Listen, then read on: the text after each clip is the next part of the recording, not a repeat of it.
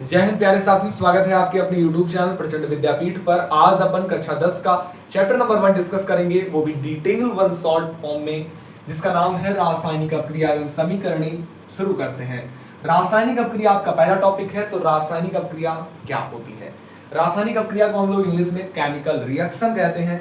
तो देखो, मैं कुछ लिख कर नहीं लाया हूं पहले से, जो भी करूंगा साथ ही साथ लिखूंगा। तो हमारे साथ आप लोग भी कॉपी पेन उठा लीजिए और हमारे साथ नोट्स बनाइए। मैं जो लिख रहा हूं आप लिखते जाइए और उसे याद कर लीजिए, ठीक है? तो मैं कुछ लिख कर नहीं लाया हूं, मैं हमारे साथ ही लिख लें आप लोग। तो क्या लिखेंगे भैया? रासायनिक अपक्रिया की परिभाषा अपन लोग लिखेंगे। तो दो या दो से अधिक पदार्थ मिलकर एक या एक से अधिक, लिखेंगे दो या दो से अधिक, दो या दो से अधिक पदार्थ, दो या दो से अधिक पदार्थ मिलकर एक या एक से अधिक, एक या एक से अधिक नए गुणधर्म वाले पदार्थों का निर्माण करते हैं, इसे ही रासायनिक, इसे ही भैया क्या रासायनिक अपक्रिया कहते हैं। अभी मैं समझा रहा हूं, बस एक मिनट रुक जाओ, डेफिनेशन तो लिखने दो।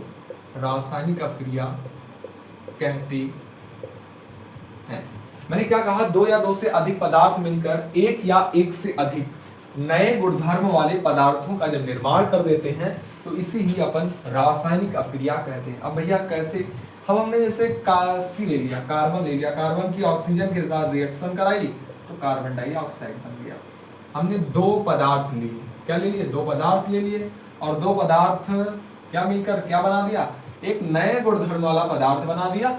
और यही भैया आपकी क्या है? रासायनिक अपक्रिया है।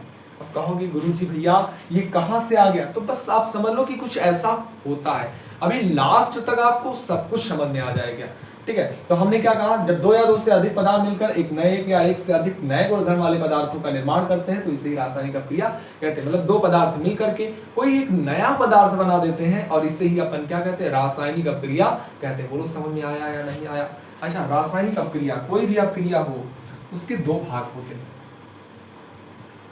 रासायनिक अपक्रिया के दो भाग होते हैं। तो लिखेंगे रासायनिक अपक्रिया। इसके भैया जी दो पार्ट होते हैं। एक तो होता है क्या? अभिकारक। एक क्या होता है? अभिकारक। और एक होता है उत्पाद, ठीक है? तो अभिकारक क्या होता है? वह पदार्थ, वह अभिकारक क्या चीज है? मतलब एक ऐसी चीज है, अभिकारक क्या है? जो रासायनिक अपक्रिया में भाग लेते हैं। जैसे कार्बन और ऑक्सीजन भाग ले रहे हैं, तो जो रासायनिक अपक्रिया में भाग लेते हैं वे आपके अभिकारक कहलाते हैं। और जो उनके फलस्वरूप प्राप्त होते हैं, जो नया उत्पाद बनता है, उसे हम लोग सॉरी अब मैं उत्पाद ही कह गया। देखो, जो उसके फलस्वरूप जो चीज बनती है उसे उत्पाद कहते हैं। मैंने फिर से एक बार रिपीट करता हूं, जो रासायनिक अपक्रिया में भाग लेते हैं वे आपके क्या कहलाते हैं? अभिकारक कहलाते हैं। और जो उनके फलस्वरूप प्राप्त होते हैं उन्हें हम लोग उत्पाद कहते हैं। क्या बात क्लियर है? अब बताओ, अब मैं इनकी क्या डेफिनेशन को लिख देता हूं। ऐसे पदार्थ जो रासायनिक अपक्रिया में भाग लेते हैं, लिख दो यहां पर, इसकी डेफिनेशन लिख दो। ऐसे पदार्थ जो रासायनिक अपक्रिया में भाग लेते हैं, अपक्रिया में भाग लेते हैं, अभिकारक कहलाते हैं। अगर आपसे डिफिनेशन पेपर में पूछ ली जाए तो आप ऐसे ही लिख करके आओगे जैसे मैं लिख रहा हूं, अभिकारक कहलाते हैं, कहलाते हैं।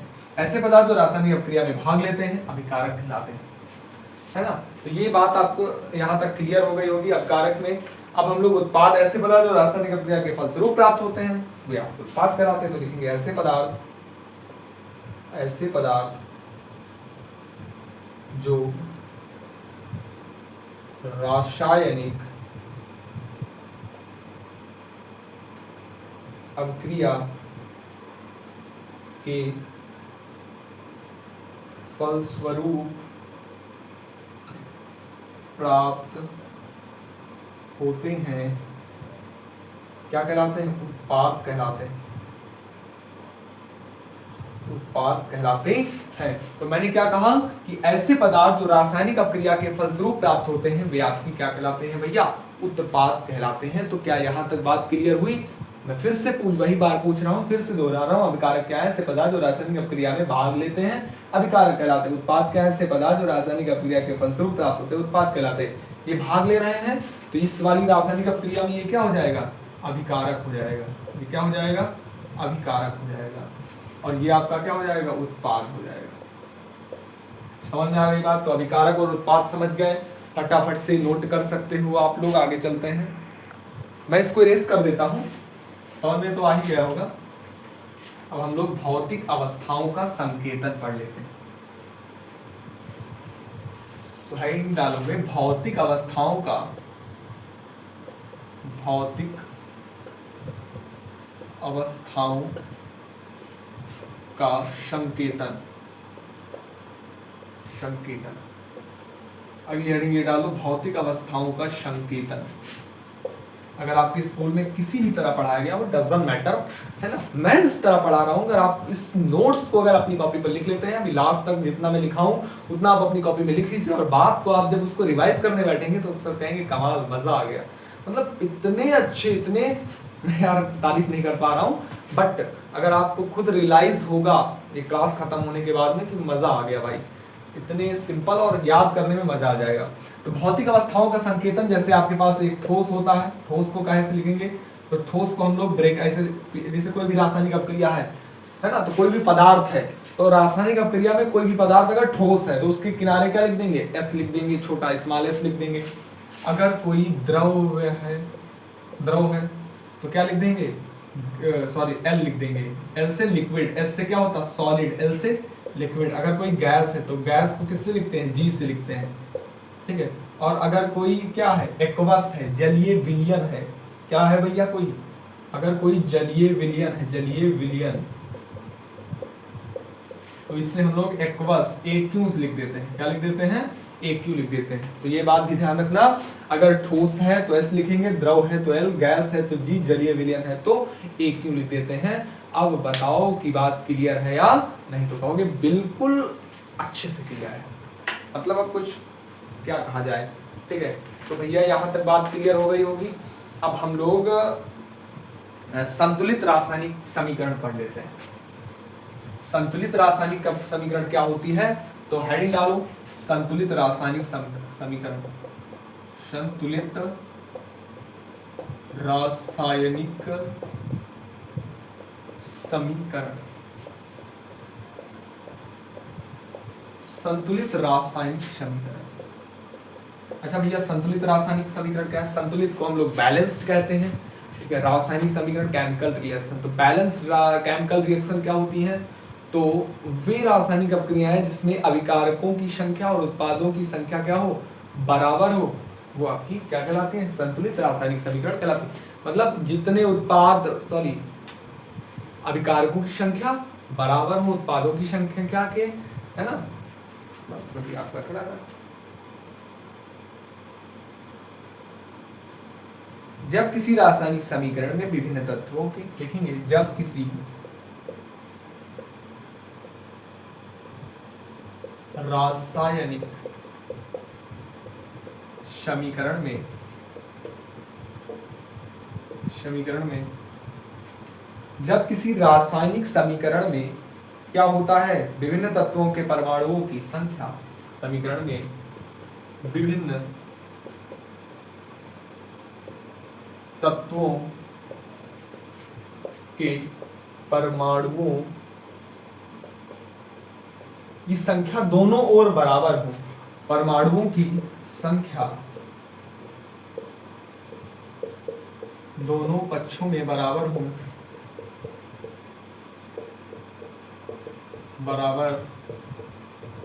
हो, क्या मैंने कहा कि जब किसी रासायनिक समीकरण में विभिन्न तत्वों के परमाणुओं की संख्या दोनों पक्षों में बराबर हो या होती है, या लिख लो होती है, ज्यादा सही है, होती है, तो उससे क्या कहते हैं, संतुलित रासायनिक समीकरण कहते हैं, उसे संतुलित रासायनिक समीकरण कहते हैं, उसे संतुलित रासायनिक समीकरण कहते हैं। अब मैं इसको एक एग्जांपल के साथ समझाता हूं। मैंने वही लिया C+O2 वाला, और C+O2 बन करके क्या हो गया, CO2 बन गया।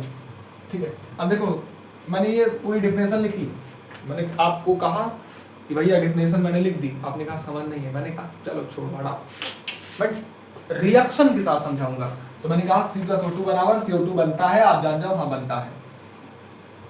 ठीक है, तो मैंने क्या कहा, देखो C की संख्या यहाँ पर 1 है, O की संख्या यहाँ पर 2 है, ये किसमें, मैंने अभिकारक की बात कर ली, ये तत्व है, ये सब क्या है, ये तत्व है, कार्बन एक तत्व है, ऑक्सीजन एक तत्व है, तो तत्व हो गए।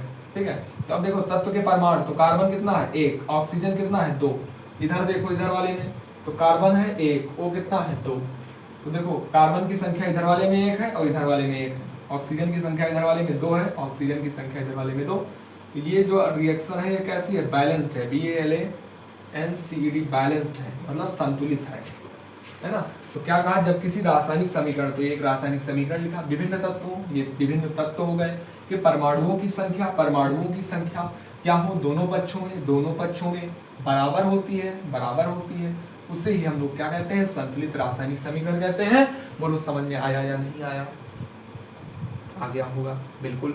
अब हम लोग रासायनिक समीकरण को बैलेंस करना सीखते हैं कि आखिर भैया हम लोग रासायनिक समीकरण को बैलेंस कैसे करें, कैसे संतुलित करें, तो वो अपन सीखने वाले हैं। मैं 2-3 एग्जांपल कराऊंगा। चलो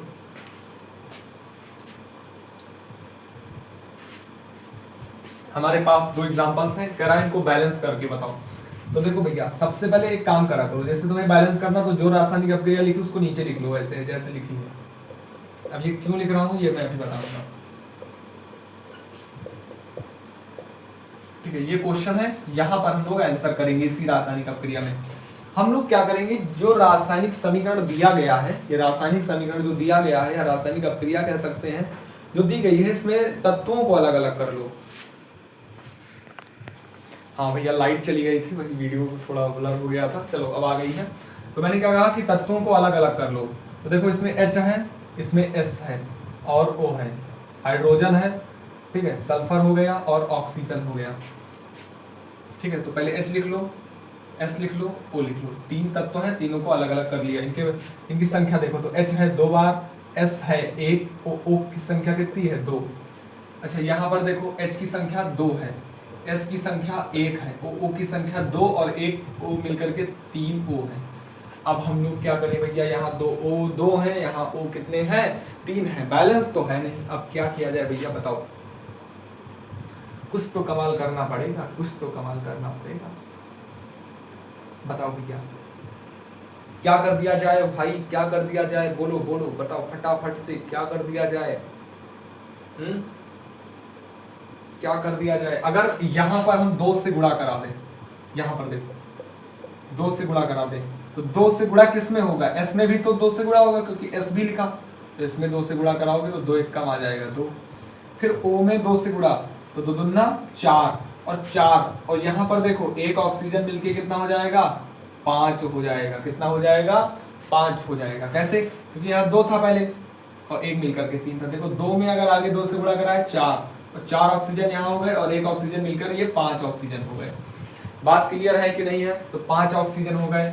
अब यहाँ पर देखो 2 आ गया। अब देखो सल्फर, देखो S कितना हो गया, यहाँ पर 2 हो गया, 2 इधर भी बनाओ, तो 2 बनाने के लिए इधर भी हम लोग 2 से गुणा कराएंगे, तो इधर 2 से गुणा होगा, मतलब S में 2 से गुणा होगा, लेकिन H में भी 2 से गुणा होगा, तो 2 दूना 4 बन गया, 2 1 कम कितना बन गया 2 बन गया।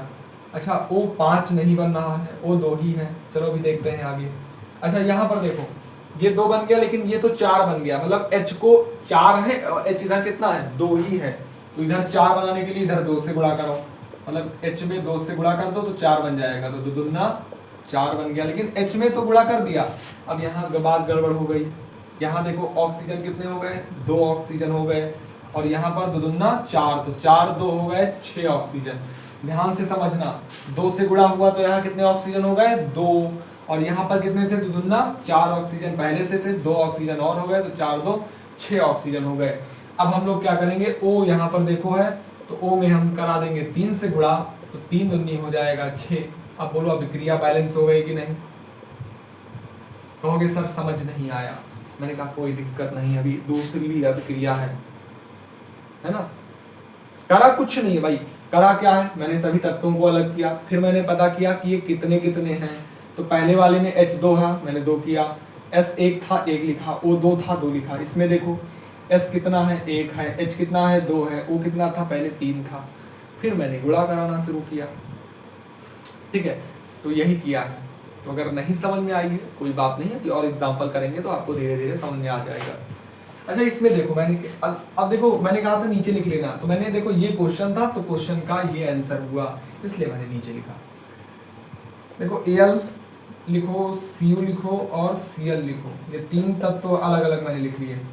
तो इधर भी है Al Cu Cl। Al इसके पास 1 है, Cu इसके पास 1 है और Cl2 2 है। Al इसके पास 1 है, Cu इसके पास 1 है, Cl देखो कितने हैं, 3 है। देखो यहाँ 1 1 है, यहाँ 2 हो गए और यहाँ कितने हो गए, 3। अब बताओ क्या किया जाए, बताओ भैया अब क्या कर दिया जाए। तो मैंने कहा था सबसे पहले जो अभिक्रिया लिखी है वही को नीचे लिख दो as it is, Al plus Cu Cl2, और अभिक्रिया करा दो Al Cl3 प्लस Cu से, ठीक है। तो हम लोग क्या करेंगे, देखो Al Cu ऐसे दिया गया, यहाँ पर देखो ये सब तो ये बात ठीक है, यहाँ Cl2 है, यहाँ Cl कितना है, कहाँ गया यार, Cl3 है, तो यहाँ 2 है, यहाँ 3 है। तो क्या हम लोग कर सकते बताओ, कोई जुगाड़ है? तो अगर यहाँ जुगाड़ बस यही है कि इधर 2 से गुणा करा दो। तो क्या पागल इंसान बना रहे हो आप, है ना। तो 2 से इधर गुणा कराओ, तो Cl में भी 2 से गुणा होगा, तो 2 दूना हो जाएगा 4, ये 2 2 1 कम 2। अब देखो भैया 3 तो बन नहीं सकता, बनेगा 4, 3 तो बन नहीं सकता, बनेगा क्या, 4, बनेगा क्या भैया, 4। लेकिन एक दिमाग लड़ाओ, कुछ हम लोग ऐसा कर सकते हैं, 2 से गुणा कराया 4, लेकिन ये 3 4 नहीं बन सकता, 3 4 नहीं बन सकता। 3 जो है अगर 2 से गुणा कराया जाए, 3 का पहाड़े में 4 नहीं आता, 3 दूनी 6 होता है। तो अगर तो क्या इसको 6 बनाया जा सकता, कहोगे हाँ, तो यहाँ 3 से गुणा करा दो, 2 से ना कराओ। 3 से गुणा कराओगे तो 3 दूनी हो जाएगा 6, और यहाँ 3 से गुणा कराओगे तो 3 एक कम कितना हो जाएगा, 3 हो जाएगा, ठीक है। तो यहाँ 3 दूनी 6 हो गया। अब देखो क्या, अब देखो यहाँ पर Cl 3 है, तो इसको क्या 6 बनाया जा सकता, कहोगे बिल्कुल, इसको 3 से गुणा करा दो। सॉरी यार, कहाँ कर रहा हूँ, दिमाग भी मेरा काम नहीं कर रहा। Cl 3 है, तो इसको 2 से गुणा करा दो, तो 3 दूनी कितना हो जाएगा, 6। तो Al के आगे भी 2 लगा है, मतलब Al को भी 2 से गुणा कराओ, तो 2 एक कम 2, तो ये आ गया 3 दूनी 6। देखो यहाँ Cu कितना है, 3 है, Cu 3 है, और यहाँ पर किया है Cu 1 है, तो यहाँ 3 से गुणा कराओ, तो 3 से गुणा कराओगे तो 3 एक कम 3 आ जाएगा। ये दोनों बैलेंस कर लिया, ऊपर वाला बचा ये 2 है Al, और यहाँ पर Al देखो 1 ही है, तो 2 बनाने के लिए Al में 2 से गुणा करा दो, तो 2 एक कम आ गया 2। अब देखो इधर 2 है, उधर भी 2, इधर 3 इधर 3 इधर 6 इधर 6, बोलो बैलेंस हो गई कि नहीं हो गई। अब क्रिया बैलेंस हो गई कि नहीं हो गई, समझ में आ गई बात। अब क्रिया समझ में आ गई कैसे बैलेंस करते हैं, मैंने आपको मोटा मोटा समझा दिया। अब अपनी बुक उठाइए और उसमें के जितने क्वेश्चन हैं फटाक से प्रैक्टिस करिए, ठीक है। अगर आपको फंस रहे हैं तो आप कमेंट करिएगा इसी वीडियो के नीचे कि मेरे भाई बन नहीं रहे क्वेश्चन, मैं आपको एक नंबर दूंगा, आप उस पर वो क्वेश्चंस भेज देना, है ना। तो आप का मैं डाउट उस पर सॉल्व करके भेज दूँगा। मैं गारंटी बात बताता हूँ, अगर आप भेजोगे तो 100/100% मैं आपका डाउट जरूर सॉल्व करके भेजूंगा, इसकी मैं गारंटी देता हूँ। चलो अब हम लोग डिस्कस करते हैं रासायनिक अपक्रियाओं के प्रकार के बारे में। तो कई प्रकार की होती हैं, तो रासायनिक अपक्रियाओं के प्रकार लिखेंगे।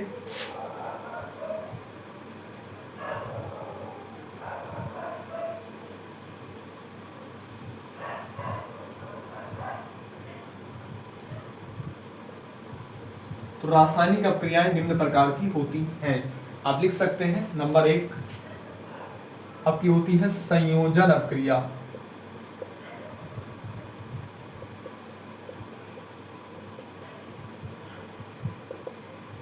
संयोजन अपक्रिया क्या होती है? वह रासायनिक अपक्रिया जिसमें दो या दो से अधिक पदार्थ मिलकर एकल उत्पाद का निर्माण करते हैं, ऐसी रासायनिक अपक्रिया संयोजन अपक्रिया कहलाती है। मतलब दो पदार्थ मिलकर एक उत्पाद बनाए, दो पदार्थ मिलकर एक उत्पाद बनाए, तो ऐसी रासायनिक अपक्रिया कौन सी कहलाती है? संयोजन रासायनिक अपक्रिया कहलाती है। तो हम लोग लिखेंगे वह रासायनिक अपक्रिया जिसमें दो या दो से अधिक पदार्थ संयोग करके वह रासायनिक अपक्रिया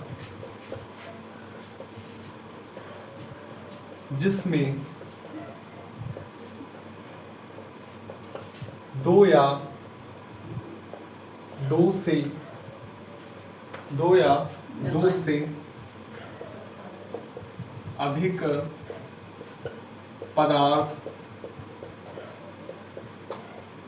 संयोग करके एकल उत्पाद का निर्माण करते हैं, वह रासायनिक अपक्रिया जिसमें दो या दो से अधिक पदार्थ संयोग करके एकल उत्पाद का निर्माण करते हैं संयोजन अपक्रिया कहलाती है। संयोजन अपक्रिया कहलाती है। कितने लोगों को क्लियर है? जब दो अभिकारक मिलकर एक उत्पाद बनाए, अपक्रिया कौन सी? संयोजन।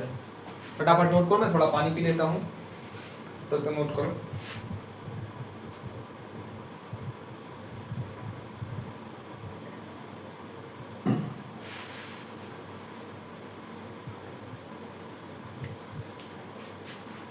इसका उच्चारण जैसे उदाहरण हो गया, उदाहरण बताओ।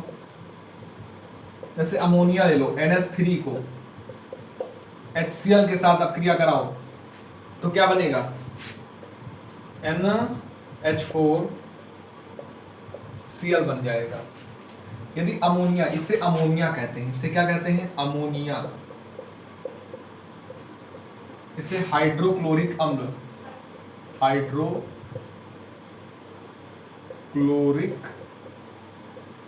अम्ल है। HCl का मतलब हाइड्रोक्लोरिक अम्ल, और ये क्या है? अमोनिया है ना?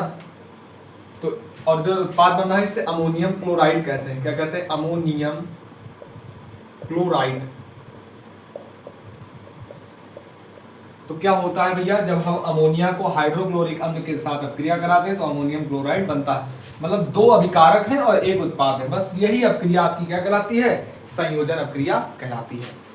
याद रखना, NH4 होता है अमोनिया और HCl के साथ अपक्रिया कराएंगे। और अगर ये याद नहीं हो रहा तो देखो NH वैसे लिखा, यहाँ H और ये 3 और 1 मिलकर के 4 हो गया, Cl वैसे लगा दिया, अपक्रिया में कुछ है ही नहीं। आगे बढ़ो फटाक से। अगर ये अपक्रिया नहीं याद हो रही है तो आप सिंपल वही वाली याद कर सकते हैं, मैं जो शुरुआत से बताते आ रहा हूँ, C+O2 बराबर CO2। अगर ये याद नहीं हो रही है तो आप ये वाली याद कर सकते हैं। फिलहाल ये याद हो जाएगी, इतनी सिंपल है, मैंने इतने अच्छे से बता दिया। तो क्या होता है? वह रासायनिक अपक्रिया जिसमें दो या दो से अधिक अपकारक मिलकर एकल उत्पाद का निर्माण करते हैं, आपकी अपक्रिया कौन सी कहलाती है? संयोजन अपक्रिया कहलाती है। तो संयोजन अपक्रिया सबको क्लियर हो गई होगी। अब अगली हेडिंग डालो, वियोजन अपक्रिया। कौन सी अपक्रिया? देख लो, ये वाली अपक्रिया इंपॉर्टेंट है, इस पर टिक का लगा लेना, इंपॉर्टेंट अपक्रिया है, याद जरूर कर लेना। अगली है नंबर 2 वियोजन अपक्रिया। वियोजन अपक्रिया ये वाली भी इंपॉर्टेंट है, इस पर भी इंपॉर्टेंट का टिक लगा लेना, है ना। वह रासायनिक अपक्रिया जिसमें एक अपकारक विघटित होकर दो या दो से अधिक उत्पाद बनाता है, वियोजन अपक्रिया कहलाती है। वह रासायनिक, अब जिसमें क्या हुआ? एक अभिकारक विघटित होकर दो या दो से अधिक उत्पाद बनाता है। इसमें दो अभिकारक मिलकर एक उत्पाद बना रहे थे, अब इसमें एक उत्पाद विघटित होकर दो या दो से अधिक अभिकारक बनाते हैं। सॉरी, मैं उल्टा बोल गया, एक अभिकारक विघटित होकर दो या दो से अधिक उत्पाद बनाते हैं। ठीक है, तो वह रासायनिक अपक्रिया लिखेंगे, वह रासायनिक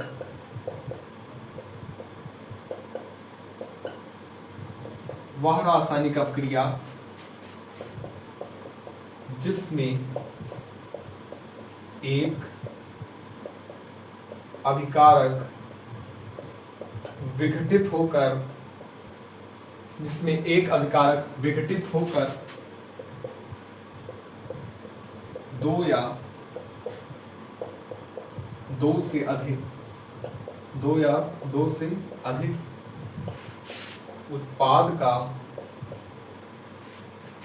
निर्माण करता है।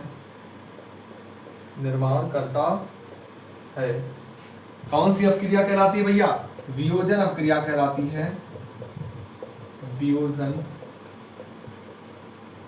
अपक्रिया कहलाती है। तो वियोजन अपक्रिया क्या? वह रासायनिक अपक्रिया जिसमें एक अपकारक विघटित होकर दो या दो से अधिक उत्पाद का निर्माण करता है, ऐसी अपक्रिया आपकी कौन सी अपक्रिया कहलाती है? वियोजन अपक्रिया कहलाती है। ठीक है, तो वियोजन अपक्रिया आपकी कहलाती है।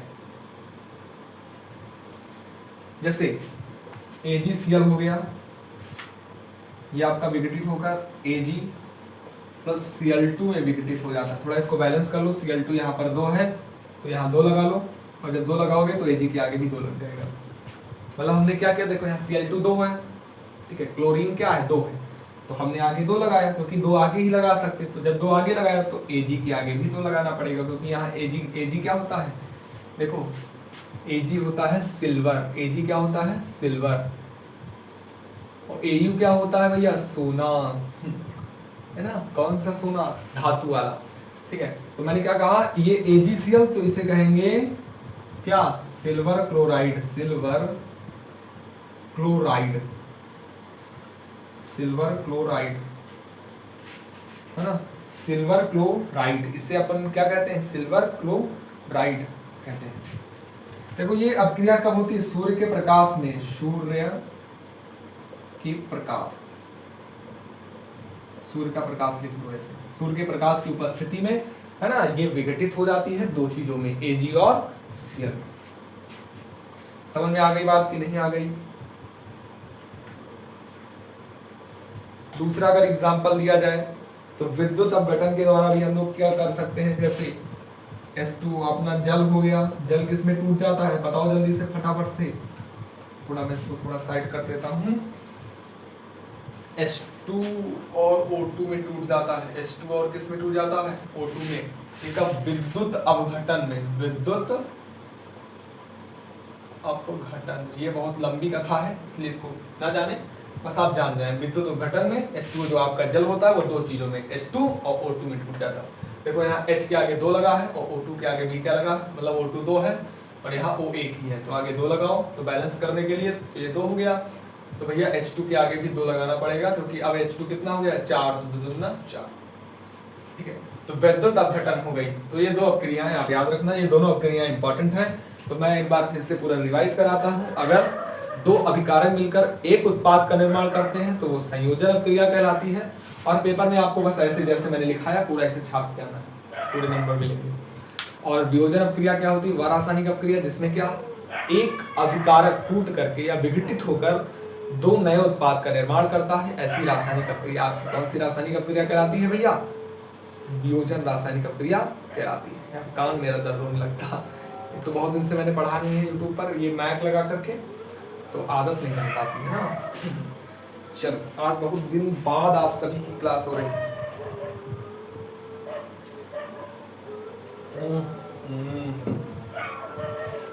चलो अब अगला है विस्थापन अपक्रियाएं।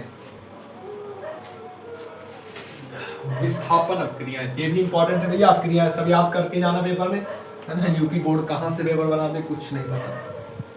संयोजन वियोजन तो भैया रटे ही लेना, इसमें तो कोई कसर नहीं रखनी चाहिए मेरे सिवा, मेरे मतलब हिसाब से। हाँ ठीक है, चलो अब हम लोग क्या डालेंगे? विस्थापन अपक्रिया। तीसरी आपकी अपक्रिया है विस्थापन।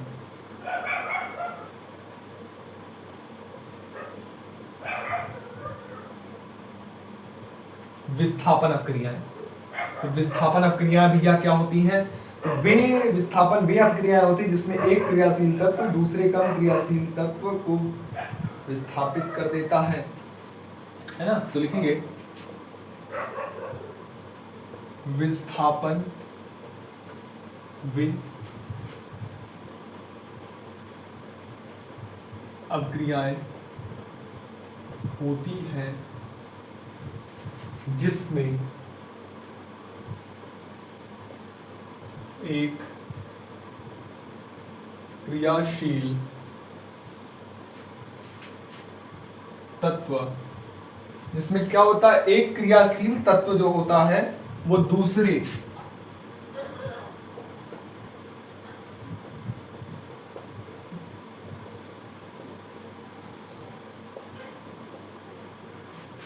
कम क्रियाशील तत्व को विस्थापित कर देता है। क्या कर देता है भैया?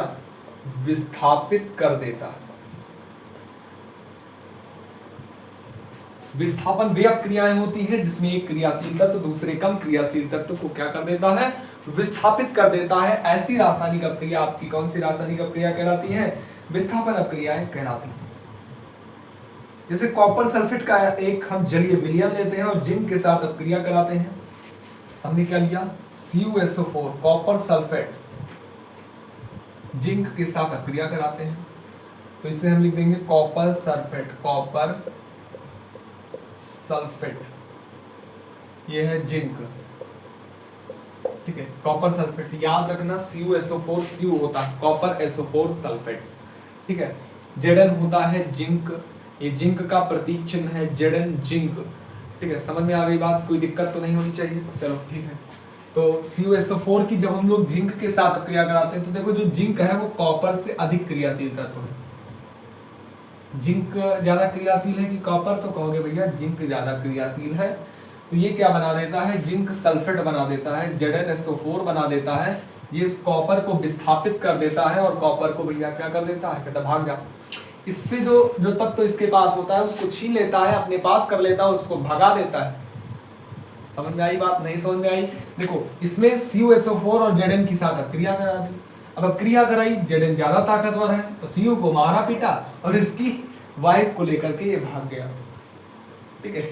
और इसको क्या कर दिया? साइड कर दिया। अब बताओ समझ में आई बात कि नहीं आई? आ गई ना? चलो तो बस यही है। तो ये ZnO4 मतलब इसको कहेंगे जिंक सल्फेट। क्या कहेंगे? Zinc sulphate. और ये है कॉपर। तो ये CuSO4 मतलब कॉपर सल्फेट, Zn का मतलब जिंक होता है और ये जिंक सल्फेट और ये होगा कॉपर। तो आई होप क्लियर हो गया होगा। विस्थापन वे अपक्रिया होती है जिसमें एक क्रियाशील तत्व दूसरे कम क्रियाशील तत्व को विस्थापित कर देता है। आपकी कौन सी अपक्रिया कहलाती है? विस्थापन अपक्रिया आपकी कहलाती है। आपको एग्जांपल मैंने नोट करा दिया, अब इससे ज्यादा मैं कुछ कर नहीं सकता हूँ। ये क्या है? अब जिससे मैंने कहा था एक प्रतीक चिन्ह पढ़ाए थे, अरे कहो प्रतीक चिन्ह भैया लगाओ, तो बिल्कुल लगा दो। ये एक्वस है, ये क्या है? एक्वस ले लिया। ये सॉलिड है, ये एक्वस है, जलीय विलयन है, और ये क्या है? सॉलिड है। देखो कोई भी धातु है सॉलिड है तो होगी, धातु सॉलिड होती है, तो धातु मैंने सॉलिड कर दिया। और जलीय विलयन है ZnSO4, तो इसे जलीय विलयन, तो जलीय विलयन को AQ से लिखते हैं। आई होप की बात क्लियर हो गई होगी। तो यहाँ तक बात क्लियर है ना एकदम? आपको कोई दिक्कत नहीं होनी चाहिए। अब द्विविस्थापन अपक्रियाओं के बारे में पढ़ते हैं। विस्थापन अपक्रियाएं आपने पढ़ ली। अब तीसरी चौथी हेडिंग रहेगी द्विविस्थापन अपक्रियाएं। द्विविस्थापन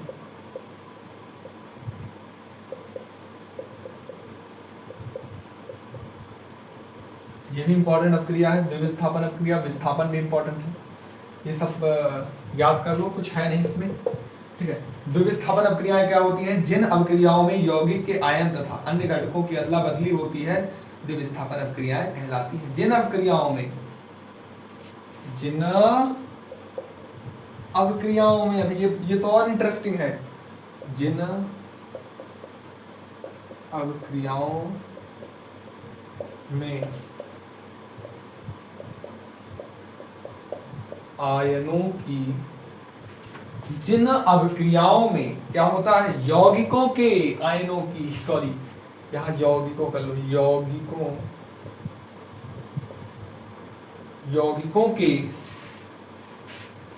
के नीचे लिखते हैं यहां से।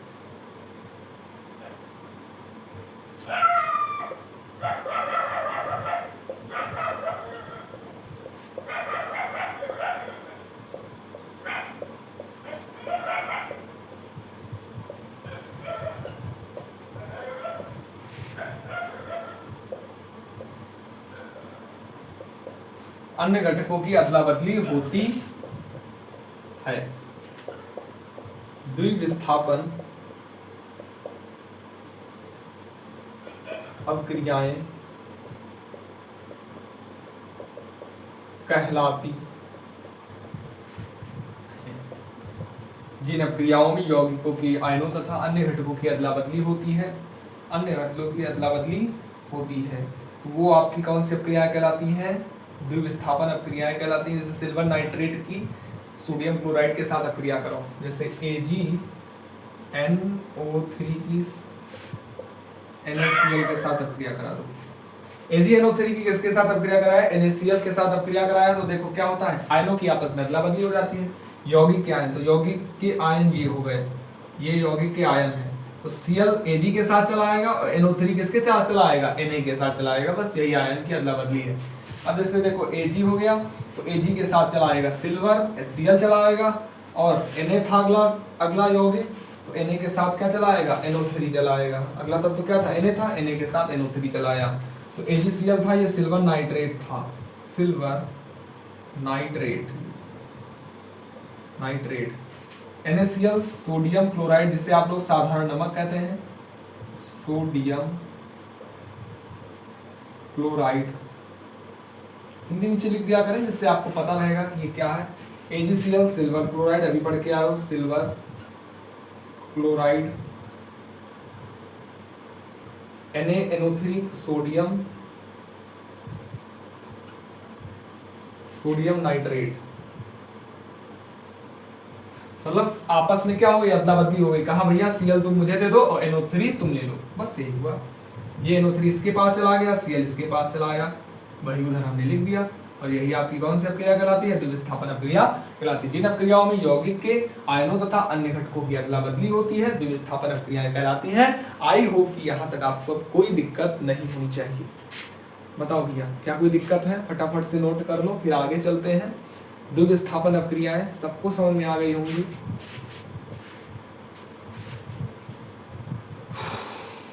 ठीक है, अब हम लोग कुछ अपचयन तथा उपचयन पढ़ लेते हैं। देखो इसे उभय अपघटन अभिक्रिया भी कहते हैं। क्या कहते हैं? उभय अपघटन अभिक्रिया। तो याद रखना, कभी कभी ऐसे ही पूछ लेता, उभय अपघटन अभिक्रिया को परिभाषित करो। तो उभय अपघटन अभिक्रिया और द्विविस्थापन अभिक्रिया एक ही है। क्लियर है ना? जैसे आपके दो नाम हो, एक घर का नाम हो और एक है ना बाहर का नाम हो, तो बस उसी तरह इसके लिए ये स्कूल का नाम है और ये इसका घर का नाम है। तो सबको ये क्लियर हो गया होगा। अब हम लोग अपचयन और उपचयन पर आते हैं। ये बहुत इंपॉर्टेंट टॉपिक है, जितना मैं पढ़ा रहा हूँ इस क्लास में सब कुछ इंपॉर्टेंट है। ठीक है, एक ही चीज आपको रट जाएगी आखिरी पद तक, मैं इसका दावा करता हूँ। उपचयन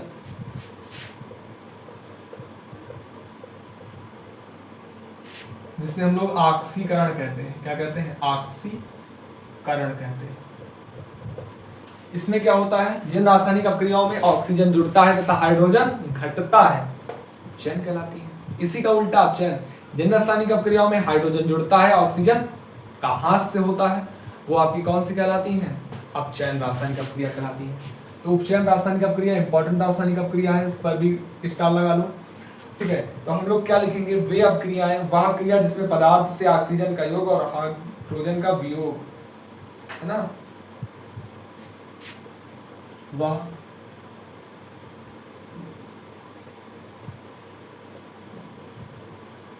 रासायनिक अभिक्रियाएं जिसमें ऑक्सीजन का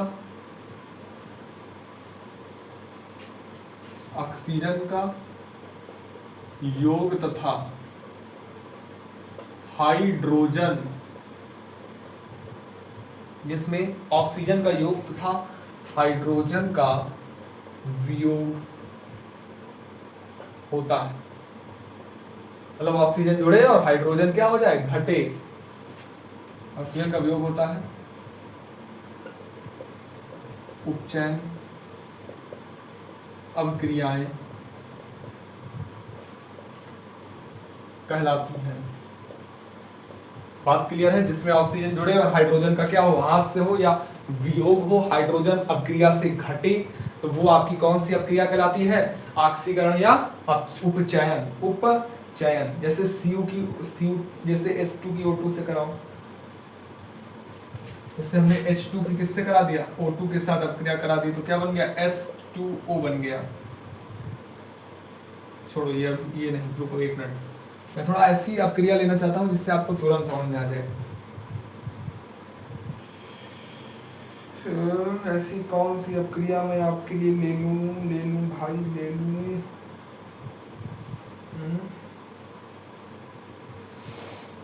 जैसे मैंने ले लिया Cu2 की O2 से करा दो,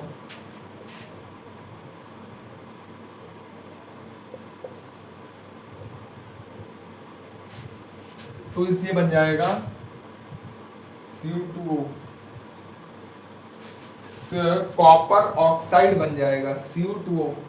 यहाँ देखो कॉपर 2 है, ऑक्सीजन 2 है, तो आगे 2 लगा लो, 2 लगाओगे तो इसके आगे भी 2 लगाना पड़ेगा। ऑक्सीजन तो 2 हो ही है, कोई दिक्कत नहीं। अब देखो यहाँ पर इसमें देखो ऑक्सीजन जुड़ रहा कि नहीं, इस वाले पदार्थ से ऑक्सीजन जुड़ रहा ना, और क्या हो रहा, हाइड्रोजन की, हाइड्रोजन है ही नहीं तो कोई बात नहीं। मेन चीज इसमें क्या हो रहा, ऑक्सीजन जुड़ रहा कि नहीं जुड़ रहा, देखो यहाँ पर ऑक्सीजन इस पदार्थ से जुड़ा कि नहीं जुड़ा, बस ये आपकी कौन सी कहलाएगी, अपचयन या ऑक्सीकरण कहलाएगी। समझ में आ गया होगा? बस एक बार इतने पेपर में लिख दोगे नंबर मिल जाएंगे। अगला अपचयन देख लो। अपचयन, अपचयन कौन सी अपक्रियाएं होती हैं? वह अपक्रिया जिसमें ऑक्सीजन की कमी या हाइड्रोजन का योग होता है, वह अपक्रिया जिसमें ऑक्सीजन की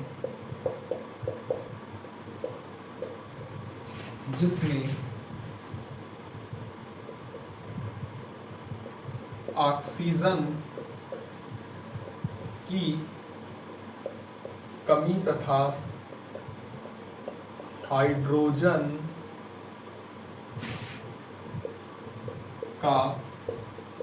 हाइड्रोजन का योग होता है, अपचयन अपक्रियाएं कहलाती हैं। कौन सी अपक्रियाएं कहलाती हैं? अपचयन अपक्रियाएं कहलाती हैं, अपचयन अपक्रियाएं कहलाती है। तो आई होप क्लियर हो गया होगा। वह क्रिया जिसमें ऑक्सीजन की कमी तथा हाइड्रोजन का योग होता है, अपचयन अपक्रियाएं कहलाती हैं। एक एग्जांपल के साथ इसको समझेंगे। जैसे हमने ले लिया भैया CuO ले लिया और इसकी H2 के साथ अपक्रिया करा दी, तो देखो Cu प्लस H2O बन जाएगा, जल जाएगा, कॉपर प्लस जल बन जाएगा। देखो यहाँ ऑक्सीजन था, इससे ऑक्सीजन क्या हो गया, हट गया, ठीक है, मतलब ऑक्सीजन इसके साथ था तो इसके साथ ऑक्सीजन यहाँ पर क्या हो गया, हट गया। तो ऑक्सीजन की क्या हो रही भैया, कमी हो रही है। तो ऑक्सीजन की कमी होने वाली कौन सी अपक्रिया कहलाएगी, उपचयन अपक्रिया कहलाएगी। बात बताओ क्लियर है या नहीं क्लियर है? चलो अब हम लोग आ जाते हैं एक ऐसी अपक्रिया जो पेपर के लिए बेहद इंपॉर्टेंट है, बेहद, वो है आपकी रेडॉक्स अपक्रिया। ये अपक्रिया उसी में आती है, इसलिए हमने इसको पहले पढ़ा दिया। तो रेडॉक्स अपक्रिया, 3-4 स्टार लगा लो इस अपक्रिया पे, रेडॉक्स, रेडॉक्स अपक्रिया।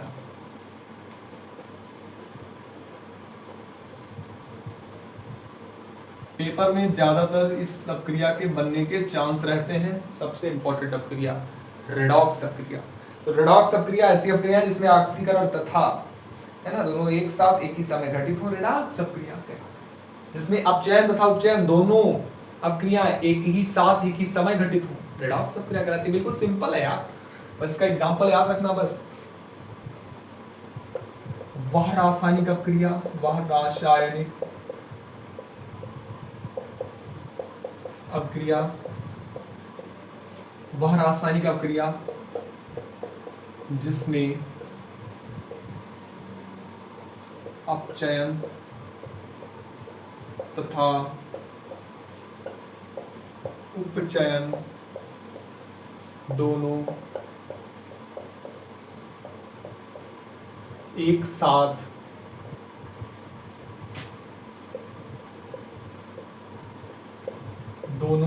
साथ एक समय क्या हूं भैया, दोनों एक साथ एक समय पर घटित हों, मतलब अपचयन भी हो एक ही अपक्रिया में और उपचयन भी हो एक ही अपक्रिया में, तो आपकी कौन सी अपक्रिया कहलाती है, रेडॉक्स अपक्रिया कहलाती है। दोनों एक साथ एक समय पर घटित हों, रेडॉक्स अपक्रिया कहलाती है। और कक्षा 11 में इस अपक्रिया पर पूरा पूरा एक चैप्टर बना है और कम से कम उस चैप्टर को पढ़ाने में 1 महीना लगता है टाइम, इतना भारी भरकम है सिलेबस, है ना।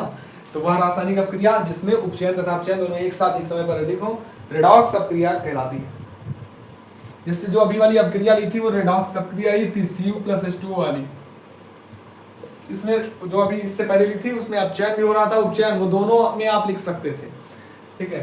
तो Cu+H2O वाला एक मिनट क्या था यार, हाँ CO+H2 वाला जो तुमने उदाहरण अभी इससे पहले लिया नहीं था, थोड़ा इसको नीचे लिखता हूँ तो ज्यादा से मार्कर थोड़ा चेंज कर लूँगा। चलो देखो Cu+H2 की जब तुम अपक्रिया करा रहे थे तो क्या बन रहा था, Cu+H2O।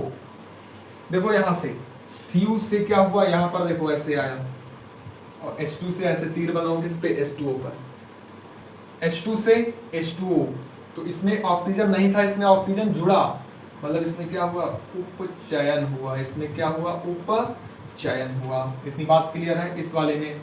अच्छा यहाँ देखो O था, O यहाँ हट गया, ऑक्सीजन की क्या हुई, कमी, तो ऑक्सीजन की कमी किसमें होती है, अपचयन में, तो अपचयन में। बताओ इस अपक्रिया में कुछ है क्या, कुछ नहीं है भाई, बिल्कुल सिंपल है। रासायनिक अपक्रिया जिसमें अपचयन उपचयन दोनों एक साथ एक समय घटित हो, रेडॉक्स अपक्रिया कहलाती है। अपचयन हो रहा है इसका अपचयन हो रहा है, इसका उपचयन हो रहा है, दोनों एक ही साथ एक ही अपक्रिया में घटित हो रहा है। कौन सी अपक्रिया कहला रही है, रेडॉक्स अपक्रिया कहला रही है। फटाफट से इसका स्क्रीनशॉट लो, आगे बढ़ते हैं। कुछ नहीं है यार, और इम्पोर्टेंट है, हर बार पूछी जाती है लगभग यूपी बोर्ड में। पानी पी लो।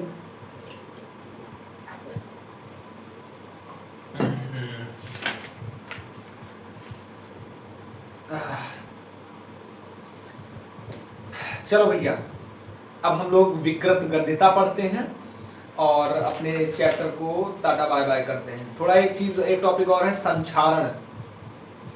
चलो पढ़ लेते हैं और विकृत गद्यता, इसके बाद अपने हम लोग लेसन को करेंगे टाटा बाय बाय। बस अगले 10 मिनट तक और रुकिए, 10 मिनट में हम लोग क्लास खत्म कर देंगे। लगभग हमने क्लास 1 घंटे की होगी, 1 घंटे अपने इस पूरे चैप्टर को उड़ा दिया है, वो भी लिख करके, है ना। और आप लोग लास्ट में जरूर बताइएगा, 10 मिनट और रुकेगा, बताइएगा कि क्लास कैसी रही, मजा आया या नहीं। चलो अगली हैंड डालो, संक्षारण। जितने भी इंपॉर्टेंट टॉपिक हैं वो हमने कवर कर लिए हैं। संक्षारण ये भी इंपॉर्टेंट टॉपिक है, इससे भी क्वेश्चन पूछ जाते हैं, पूछे लिए जाते हैं, है ना।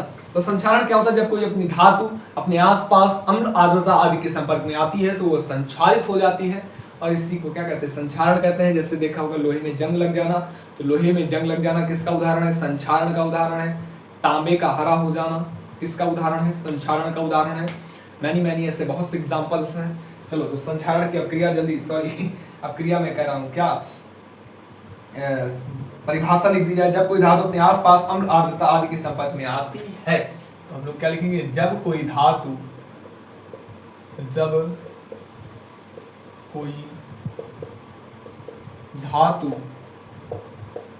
अपनी आसपास अम्ल आर्द्रता आदि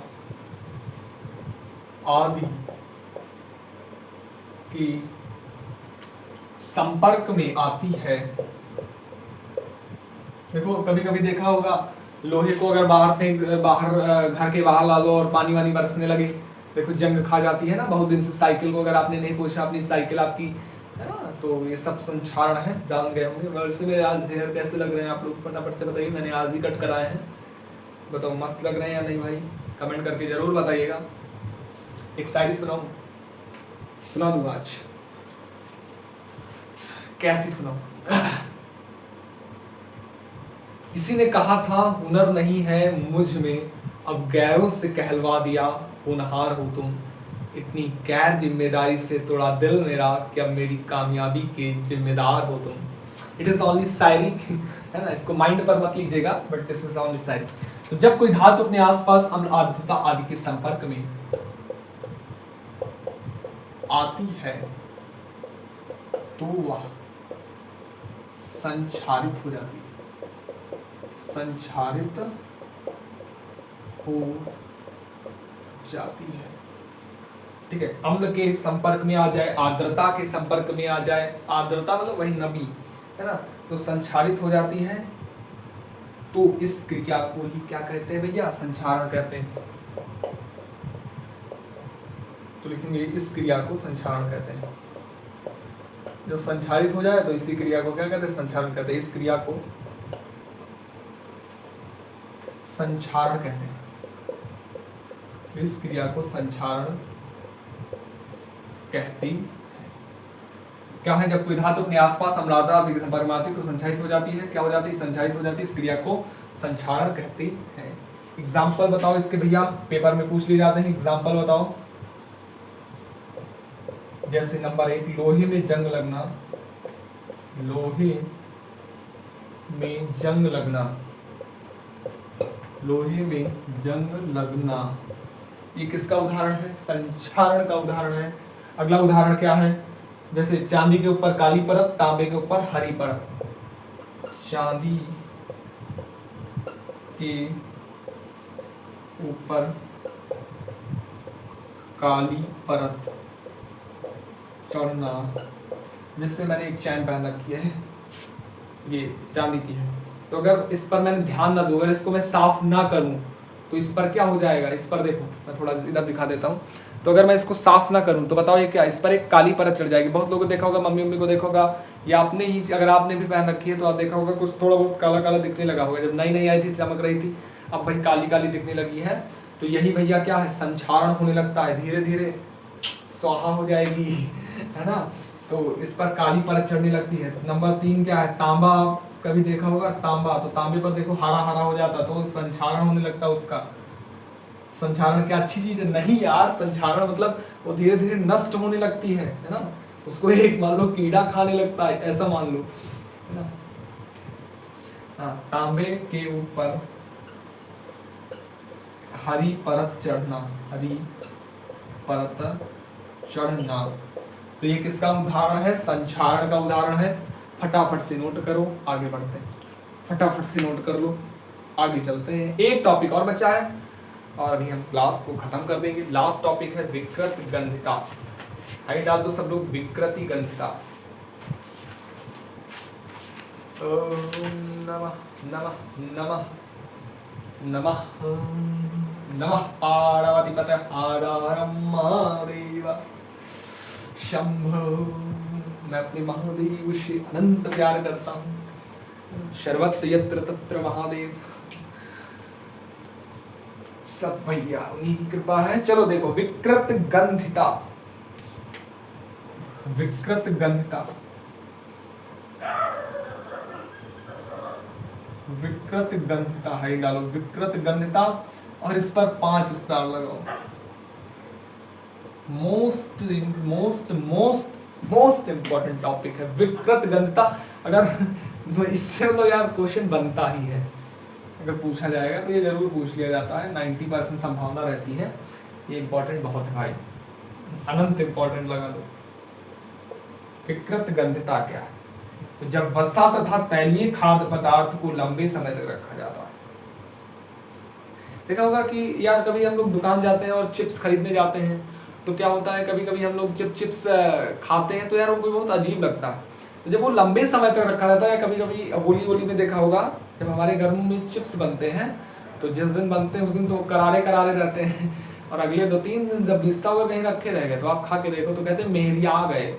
इसका अर्थ यही होता है, गांव में देहात की भाषा में ऐसे कहते हैं मेहरिया गए, अर्थात वे करर करर नहीं बोलते हैं, है ना, करर करर नहीं बोलते हैं, तो वो क्या हो जाते हैं, विकृत गंधता उसी के अंदर आती है। जैसे आपने कभी देखा होगा, जैसे अचार को देखा है, तो अचार में देखा वो कुछ फफूंदी फफूंदी लग जाती है, तो हम लोग इससे बचाने के लिए उसको क्या करते हैं, कांच के डिब्बे में रखते हैं। और आपने देखा होगा जब आप लोग चिप्स चिप्स के पैकेट खरीदने जाते हो तो हवा भरी रहती है, तो यार उल्लू बना रहे हैं, सामान कम करने के लिए हवा भर देते हैं। तो ऐसा नहीं होता है, आप आज जान जाए, हवा इसलिए भरी जाती है क्योंकि वो क्या हो भैया, जल्दी मतलब देर तक करारे करारे बने रहे। चलो उसी को पढ़ाता हूँ, है ना, हवा इसलिए भर दी जाती है कि वो करारे करारे बने रहे और आप है ना खाते रहे। तो हम क्या लिखेंगे, जब वसा तथा तैलीय खाद्य पदार्थ को लंबे समय तक रखा जाता है, लिखेंगे जब, क्या लिखेंगे, जब वसा तथा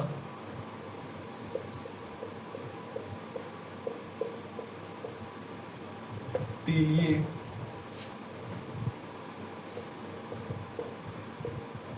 खाद्य पदार्थ को लंबे समय तक रखा जाता है, लंबे समय तक रखा जाता है, ठीक है। मतलब उसकी जैसे एक्सपायरी डेट नहीं होती, तो एक्सपायरी डेट से ज्यादा समय तक रख दो, है ना, तब ये उपचयित होकर दुर्गंधमय हो जाते हैं, तब ये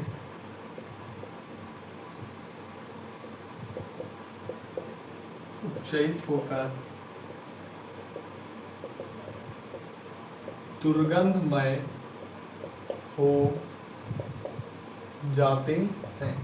अब देखो यहाँ उपचयित शब्द आ गया, हमने पहले पढ़ा कि आप लोग ने पहले पढ़ के उपचयित क्या होता है, ऑक्सीजन का जुड़ना। तो ऑक्सीजन का जुड़ना क्या कहलाता है, उपचयन, है ना, उपचयित हो जाते हैं, मतलब ऑक्सीजन उसमें ऑक्सीजन से क्रिया कर लेता है वो पदार्थ, इसलिए वो करारा करारा नहीं रहता, ठीक है। तो दुर्गंधमय हो जाते, तो ज्यादा समय तक रखा रहता, कोई भी सामान चिप्स हो, कुछ भी हो, टेढ़े मेढ़े हो, कुरकुरे हो, कुछ भी हो, तो वो दुर्गंधमय हो जाते हैं, ठीक है। तो दुर्गंधमय हो जाते हैं तथा उनका स्वाद बदल जाता है, तथा उनका स्वाद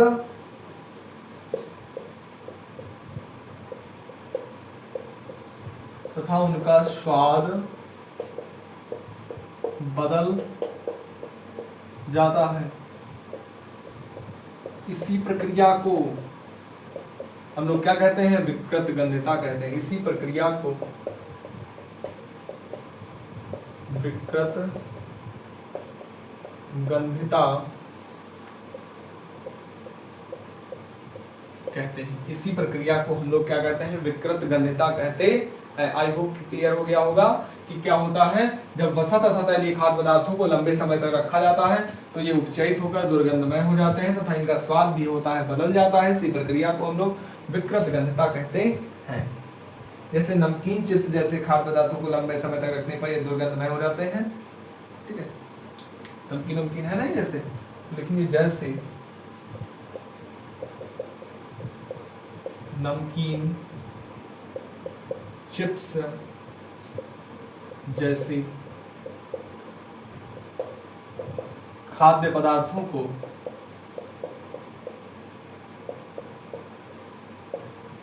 लंबे समय तक रखने पर,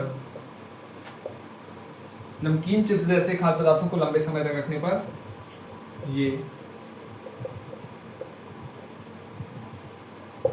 दुर्गंधमय हो जाते हैं। समझ में आ गई बात? तो नमकीन चिप्स जैसे खाद्य पदार्थों को लंबे समय तक रखने पर ये क्या हो जाते हैं, दुर्गंधमय हो जाते हैं। तो आई होप क्लियर हो गया होगा, दुर्गंधमय हो जाते हैं। अब इनको, इनसे बचने के भैया कोई ना कोई उपाय होंगे, उपाय पढ़ लेते हैं। लेसन आपका खल्लास,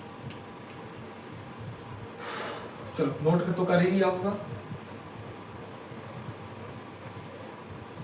लिखेंगे विकृत गंधता सी को निम्न विधियों द्वारा रोका जा सकता है। विकृत गंधता को निम्न विधियों द्वारा रोका जा सकता है, रोका जा सकता है। अचार का काहे भरो भैया, कांच वाले डिब्बे में भर दो, ठीक है। और ये जो ऑक्सीजन गैस को हटा करके कौन सी गैस भर दी जाती है, अरे यार हाँ ऑक्सीजन गैस, ये जो इसमें पैकेटों में भरे होते हैं तो ये सब भैया नाइट्रोजन गैस होती है। कौन सी गैस होती है, नाइट्रोजन गैस।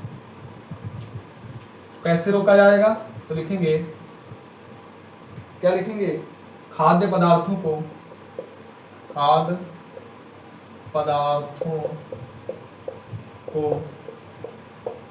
वायुरोधी पात्रों में रखना चाहिए, वायुरोधी पात्रों में रखना चाहिए।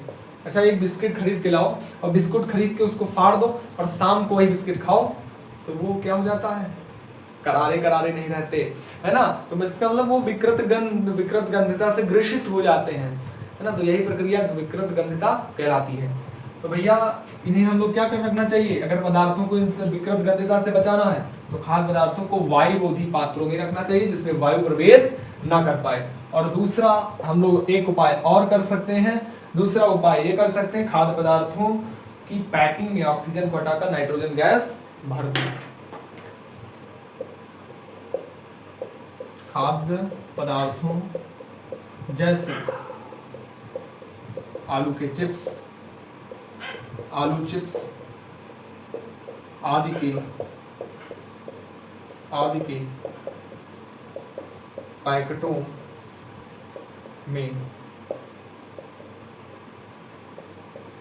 ऑक्सीजन गैस हटाकर हम कौन सी यूज करते हैं, नाइट्रोजन गैस भर देते हैं। नाइट्रोजन, कौन सी गैस भरते हैं, नाइट्रोजन गैस भरते हैं। तो आई होप क्लियर हो गया होगा। क्या करते हैं, खाद्य पदार्थों जैसे आलू चिप्स आदि के पैकेट में ऑक्सीजन को हटाकर नाइट्रोजन गैस भर देते हैं, तो विकृत गंधिता भी क्लियर हो गई। आज की क्लास में हमने पूरे सब टॉपिक कर लिए अच्छे से, तो यहाँ तक भैया कोई दिक्कत नहीं हुई होगी। हमने अपक्रियाओं के प्रकार देखे, रासायनिक अपक्रिया को संतुलित करना सीखा। देखो संतुलित करने सीखना हमने पास क्लास आज मैंने वन शॉट किया। एक चीज मैं आपको बताऊं, शायद वो चीज आपको ना समझ में आई हो, उसके लिए मैं सॉरी, है ना, तहे दिल से आपको क्षमा चाहता हूँ। क्या करूंगा, अगर आपको ना समझ में आया हो तो अभी आप फटाफट इस वीडियो के बाद में कमेंट करिएगा। कमेंट ये करिए कि भैया जी मुझे समझ नहीं आया। क्या नहीं समझ में आया, ये मत कहना समझ नहीं आया यार, प्लीज, है ना, समझा करो। क्या नहीं समझ में आया तो कह देना कि भैया कि मुझे रासायनिक अपक्रिया संतुलित करना समझ में नहीं, अगर एक्चुअल में नहीं समझ में आया है तो मैं इसका दावे के साथ कहता हूँ वीडियो बनाऊंगा, इस पर कम से कम 15-20 अपक्रिया लेकर के आऊँगा और उनको अच्छे से डिटेल करके आधे घंटे में खल्लास करवा दूंगा। तो अगला वीडियो मैं वही बना दूंगा, कोई दिक्कत नहीं, लेकिन जब आप कमेंट करेंगे तब। आज की क्लास कैसी लगी, मैंने पूरा जितना कराया सबको लिख कर कराया, कुछ पहले से लिख कर नहीं लाया था। तो अगर आपने अभी तक अपनी कॉपी कंप्लीट नहीं की है तो फटाक से वीडियो लेक्चर देख करके आप कंप्लीट कर सकते हैं। कृपया एक आपसे रिक्वेस्ट है, आप इस वीडियो को अपने दोस्तों तक जरूर भेजें, ठीक है। तो आज की क्लास कैसी लगी, ठीक है। तो अब हम लोग आगे के ऐसे चैप्टर्स डिस्कस करते रहेंगे, है ना। तो अगर क्लास अच्छी लगी हो, अगर आपका सपोर्ट रहेगा तो हम लोग जरूर करेंगे। चलिए मिलते हैं हम नेक्स्ट क्लास में, तब तक के लिए बाय बाय।